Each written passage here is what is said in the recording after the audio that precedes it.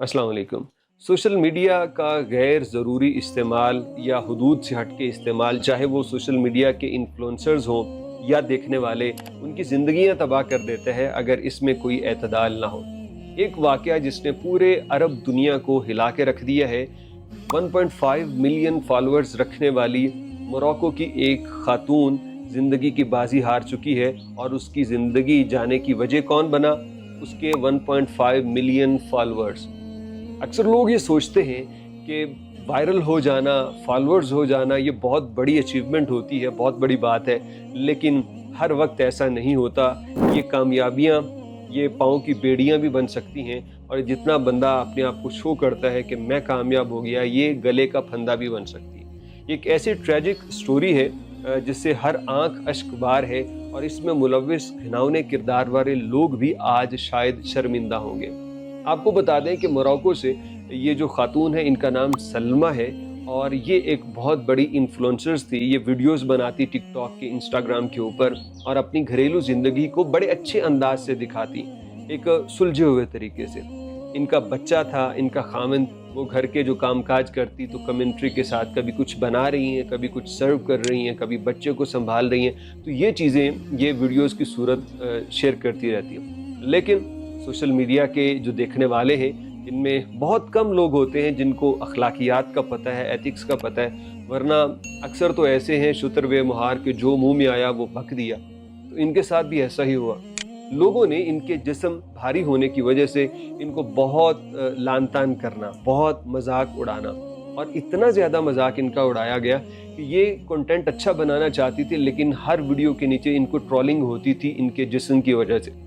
इन्होंने अपने फॉलोअर्स की ट्रोलिंग का इतना असर लिया कि ये तुर्किया चली गई कि वहाँ पे सर्जरी करवा के जो मेरी इजाफी फ़ैट है उसको मैं जिस्म से निकलवा दूंगी और मोटापे का शिकार नहीं रहूँगी। ये काम जब इन्होंने किया तो ये एक रूटीन प्रोसीजर है तुर्किया के अंदर, लेकिन इनका केस शायद इसलिए क्रिटिकल था क्योंकि ये बहुत ज़्यादा वज़नी थी।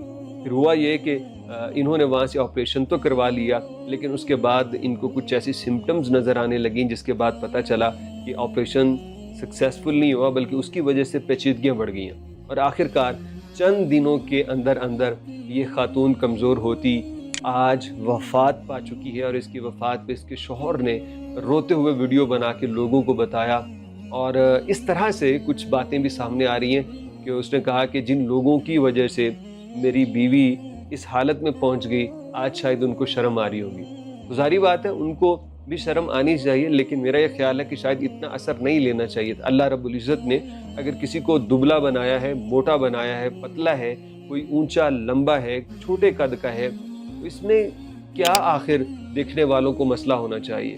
अल्लाह की बनाई हुई मखलूक है, कोई जिस तरह से है, आमीन। लेकिन यहाँ पे लोगों के ऊपर क्रिटिसाइज़ करके उनकी ज़िंदगी, उनका जीना धोबर कर दिया जाता है, और इस खातून के साथ इसके 1.5 मिलियन फॉलोअर ही इसकी जान लेने का सबब बन गए। और ये सोशल मीडिया के ऊपर देखिए जगह जगह हो रहा है। कभी इन्फ्लुएंसर से मुतासिर होके लोग इस तरह बड़े बड़े काम करने के चक्कर में कर्जदार होके ज़िंदगी की बाजी हार जाते हैं, कभी उनसे मिलने के लिए जलीलो ख्वार हो रहे होते हैं, और उधर इन्फ्लुएंसर्स की ज़िंदगी भी आसान नहीं है। यकीन कीजिए बहुत से लोग ये सोचते हैं कि जो बंदा 2-3 मिलियन फॉलोअर्स रखता है, जो कामयाब हो जाता, बड़ी उसकी ज़िंदगी। तो ऐसा नहीं है मेरे दोस्तों।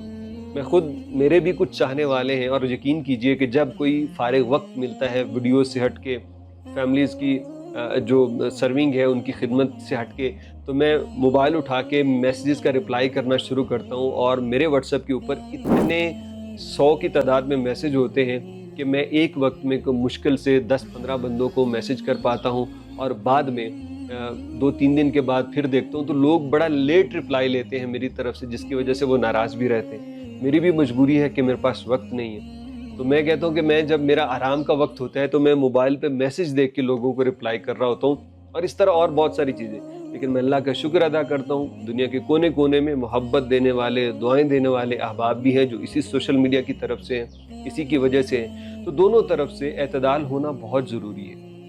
सोशल मीडिया से मुतासर नहीं होना, ना किसी इन्फ्लुएंसर से मुतासर होना है, ना किसी इन्फ्लुएंसर को ऑडियंस से मुतासर होने की ज़रूरत है कि ये कह रहे हैं कि मैं ऐसा नज़र आ रहा हूँ तो अब मुझे तो इनके मुताबिक नज़र आना चाहिए। ایسا کرنے والے بھی بیوقوفی کرتے ہیں، اور لوگوں کے جسم پہ تو کبھی کمنٹ نہ کیجیے۔ اللہ اس کی مغفرت فرمائے۔ ایک بہت بھلا مانس کردار تھا، ایک بہت اچھے انداز سے وہ کنٹینٹ بنانے والی خاتون تھی، جو اپنے فالورز کی ٹرولنگ کی نظر ہو گئی۔